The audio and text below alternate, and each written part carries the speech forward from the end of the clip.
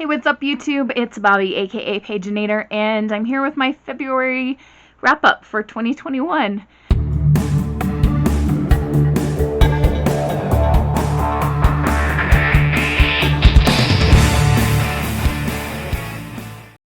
So I'm filming this on the last day of February, and I finished 2 books today. They were ones that I was already well into, but, I'm kind of shocked and amazed. Yeah, so I have 18 books that I read in the month of February. Some of these were for grad school and some were for fun.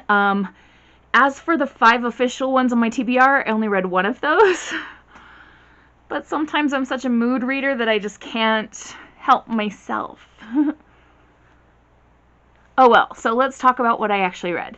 So the first book is Empty Set by Veronica Gerber-Bisecki, and this is translated from Spanish. It's for one of my classes when we're studying novels by Latin American women, and they've all been translated from Spanish, so I'm sure that I'm missing something in the translation, but this author is a visual artist who writes. That's how she describes herself.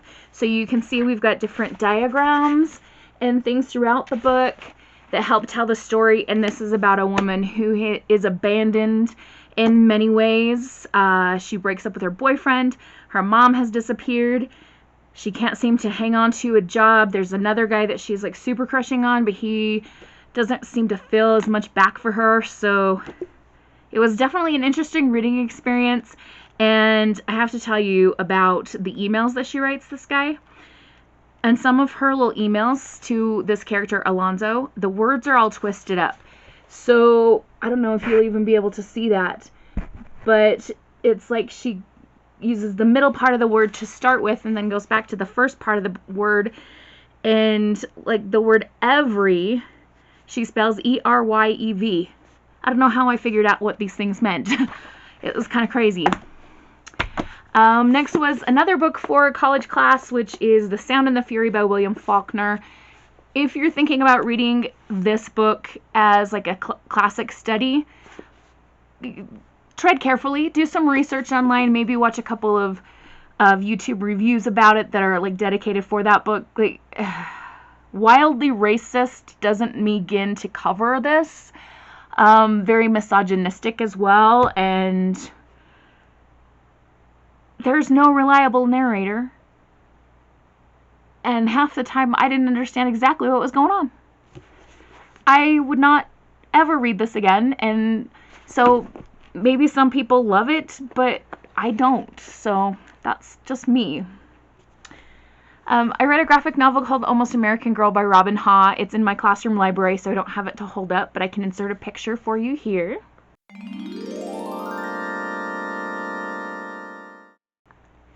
And it is about a girl whose mother brings her from South Korea to Alabama, I believe it is, in the United States, or Arkansas, one of those 2 states. So she's into a lot of culture shock and then finds out, oh, mom's getting married to a guy. We're staying here. I have a new stepsister. Holy crap. And she's able to find a community and make some friends through a comic book club. Alright, next we have Cold Falling White by G.S. Prendergast. This is a sequel to the Zero Repeat Forever. These 2 books were introduced to me by my cousin, and I don't know whether to be grateful to her or mad, because there is supposed to be a 3rd book to this series, but the publisher may or may not actually publish it. Like, this series, like, I had to space out when I read the 2 books separately because they have a way of wrecking my heart. Very emotionally laden, and even though this book is a chunker, I read it really quickly because I was so invested in the characters. I can't tell you too much about this one without spoiling things, but I'll tell you about the first one. Zero Repeat Forever is about a human girl and an alien cyborg kind of guy who are supposed to be enemies, but they end up on a journey together and end up falling for each other. And he also, well, I better not say that part. Never mind. But yeah. So if you're interested in like a science fiction-y kind of story that also has lots of feels, start with Zero Repeat Forever, but just be cautioned that we don't know if we're getting a third book. I'm really hopeful. Up next is another book for grad school. This is The Remainder by Alia Trabuco Zeran. And this was set in Chile in the aftermath of the dictatorship that happened there. And we have 3 young people. We have Felipe, who is obsessed with finding and counting dead bodies. He's got some mental stuff going on and issues and trauma and things happening. We have Ikela, who's a young girl who kind of is shoved into this life where she's constantly taking care of her mother, who's kind of a jerk, actually.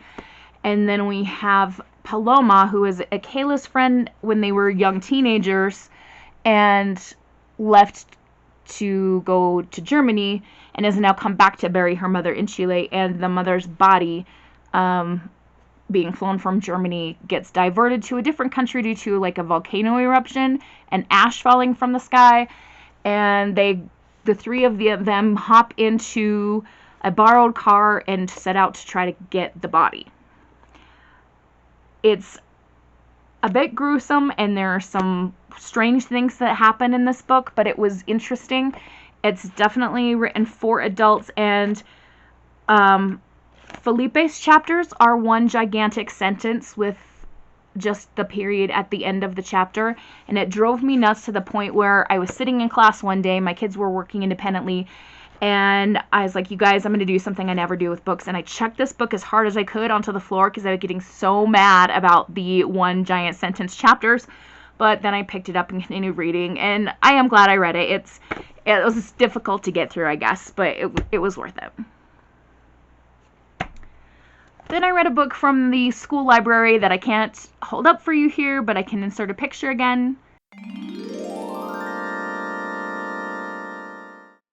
This is Redwood and Ponytail by K.A. Holt. It is written in verse. It is an LGBTQ title. It's very middle school friendly, about 2 girls, and it's so beautifully written. There are even some like intermixed little chapters from 3 people named Alex, but they're all spelled differently, and they seem to be girls from a certain friend group. I want to say they're from like the popular clique, and they're observing the relationship and interaction between these 2 girls, Redwood and Ponytail. Redwood is called so because she's very tall, and Ponytail is a cheerleader and she has a ponytail. And these 2 girls kind of find each other, and the relationship that develops between them is really sweet. Up next, I read Locomotion by Jacqueline Woodson, which is another book in verse. And this was for my young adult class for grad school. I actually got to write my own syllabus for this, and this is one of my novels that I'm reading. I also read Wonder for this, and I got a couple more, so that's been really fun. This is about a boy named Lonnie Collins Motion, better known as Locomotion, and he has been through some dramatic things, life changes, and his teacher is showing him how to like put things on paper and express himself through poetry. And I don't know how much to tell you about what he specifically goes through, but I will tell you that his parents have passed away in a fire. There's some things happening with his little sister, and just it was just a good read, and very short too. Speaking of short books, next up was Space Invaders. This is another one for the Latin American or Latin women class that I was taking, or am taking. The author is Nona Fernandez, translated by Natasha Wimmer. And this one is another little short one.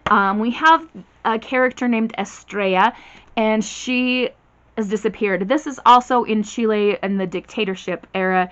And this book is about the classmates who remember her and the dreams that they have. And they do talk about playing the video game Space Invaders, which is where the title comes from. And we find out some things which later on tell us why Estrella disappeared, but I can't tell you that because you need to read it yourself. This one even though it is written by like classmates that were kids and they're a little bit older now, I would have a hard time giving this to kids to read because the depth of the material is tricky and they'd need to have some knowledge about the time in Chile and what was happening there historically. So I'm not sure that I'll take any of the books from my Latin class. This would be the closest contender for school, but again, it's deep, like hard-hitting stuff, and I just don't know if it would appeal to anyone or if they'd really get it. I don't know if that makes sense. Yeah, moving on. Then we have The Boy, the Mole, the Fox, and the Horse. This is a graphic novel with very little text. You can read it in just a short amount of time. I have a dedicated video that posted a week ago about this, 10 Thoughts While Reading The Boy, the Mole, the Fox, and the Horse. And if you want to hear more about that, you can check out that video. This is a beautiful, gorgeous book that makes people feel better. Alright, so you may have seen my video about visiting 7 bookstores, and while I was shopping that day, I got quite a few middle grade graphic novels, and I sat down and read them when I got back home, and some were good, some were not as good, but they were fun to read. So we have Little Witches, which is a Little Women retelling where the March sisters are witches, and Laurie and his grandfather are like people who take care of bad witches, so the March girls have to be careful that they're always doing good with their magic. We have Joe by Kathleen Gross. This is another Little Women retelling or adaptation, and it's more modern. Like here we can see Joe sitting on the couch, and there's a TV and computer, and Beth is playing on an electronic keyboard, and this does have an LGBT element in it because Joe kind of crushes hard on a girl that she knows from school. Another one is Beetle and the Hollow Bones. This also has an LGBT element because our main character Beetle, who's like a little goblin, she's a goblin witch actually. She haunts the mall along with her little friend who can't leave the mall, and Cat, who is a cat skeleton actually, is an old friend from back in the day, and she comes back to town and they strike up a friendship and perhaps something more. But Cat's aunt is going to buy the mall and tear it down. Fantastic Tales of Nothing by Alejandra Green and Fanny Rodriguez. This one, I just have to smell this book. Like, flipping through this book in particular, I don't know what it is about this, but it smells like a used bookstore where you go in and you just get that scent of books. Like, I don't know if it's the glue that holds the pages together or like exactly what it is, but this, like, I can just sit here and smell this for a while. And I did while I was reading it. This is A Place Called Nothing, and so it's Fantastic Tales of Nothing because it's tales about this place called Nothing. It is a magical land, and humans and magical folk can coexist peacefully, or at least they try. And we have Nathan, who is an ordinary human, and he wakes up in the middle of nowhere and meets someone named Haven, which is a mysterious creature who is neither human nor Vulcan. We actually also don't know if Haven has a gender. I don't know if Haven is non-binary and we're just supposed to assume that because they always refer to Haven as they, or if people just don't know. Anyway, the two of them are being chased by Vulcan mercenaries, and it's quite an adventure through the magicalness of the Land of Nothing. My favorite of the middle grade graphic novels was Weird Book. This is #1 in the series, Be Wary of the Silent Woods. Svetlana Chmakova is the author, and it is about friends who have these little ghostly companions that follow them around, and the grandmother of these two cousins makes chocolate rolls, which kind of looks like cinnamon rolls, but I'm assuming they have chocolate where there would be normally cinnamon. And that's a good side detail to know for a surprise that comes later in the book. But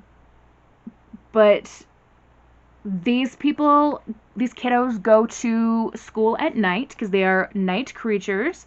And they go to school along with vampires, shifters, wairns, and other night things that pass for human. Alis and Naya are our two cousins. And it says, when a shadow starts looming and a classmate gets all weird, they are the first to notice. The classmate that gets all weird is a school bully, and she kind of deserves some karma to bite her in the butt, but maybe not as bad as what happens to her. And then Naya's little brother, Desh, disappears. Desh is such a cutie pie, and we're immediately scared for him, so these two have got to save the day. So another read was Closer to Nowhere, which is by Ellen Hopkins. This is a novel in verse, and it is in my classroom, so I can't hold it up for you. So once again, I'll be inserting a picture.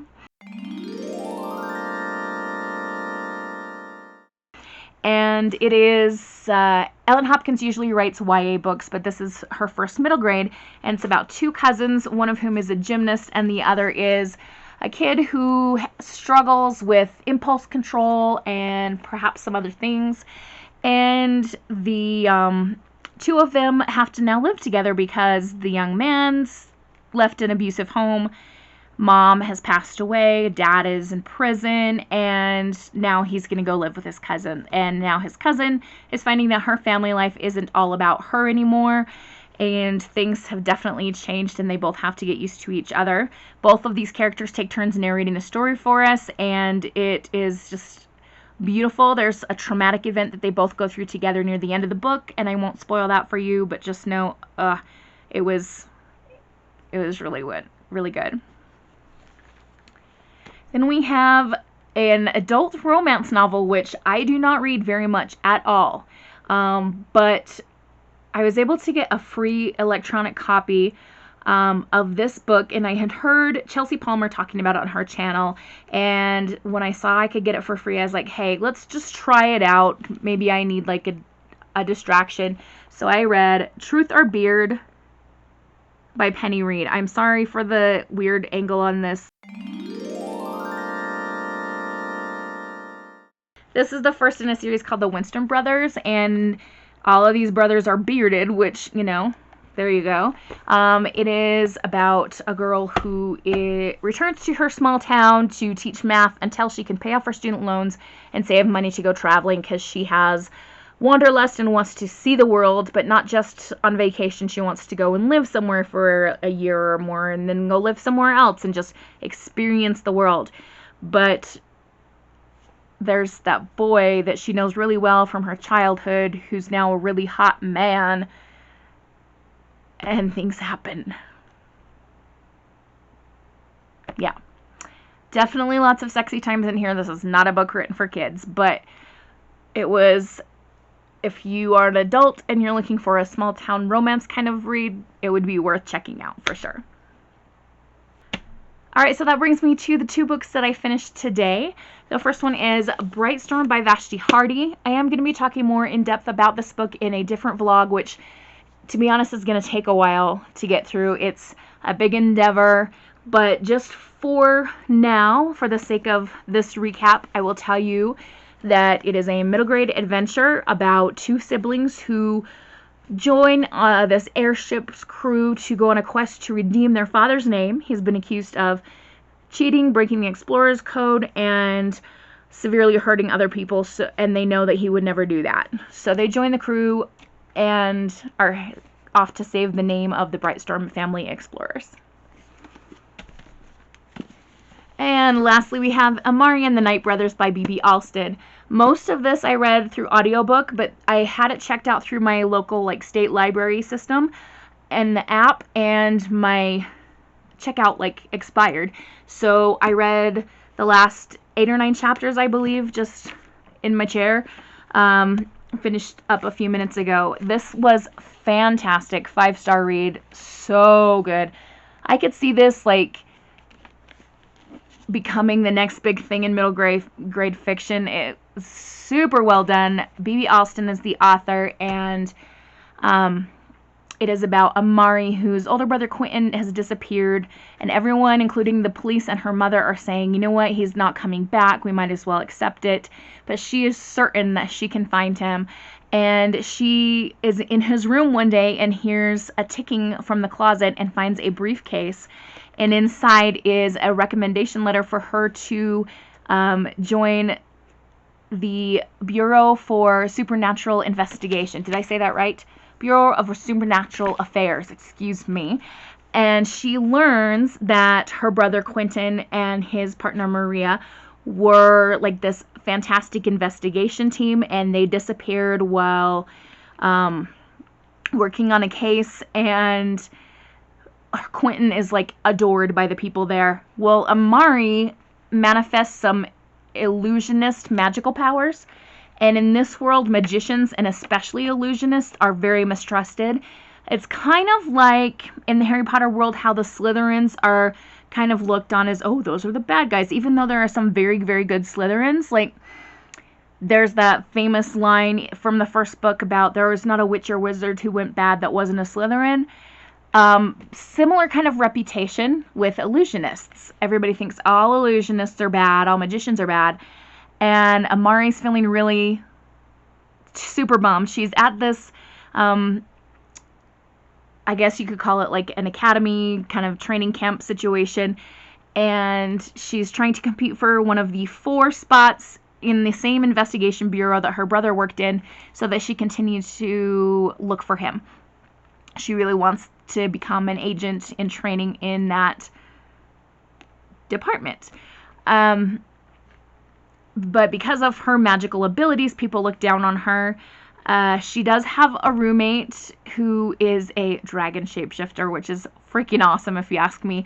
And then she has this strange person, Magic Girl 18 or something, reaching out to her through the magical social media and saying, hey, I trust you, like, I can help you kind of situation. And so she really wants to meet this person so that they can work together and she can make it through the trials to get the job and hopefully, best of all, find her brother.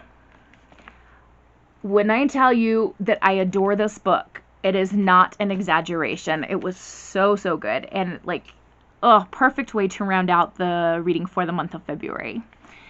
Alright, so that brings us to the end of the February wrap-up video. So I guess there's nothing more to say, but I hope you all have a wonderful, magical, and bookish day. Happy reading! Adios!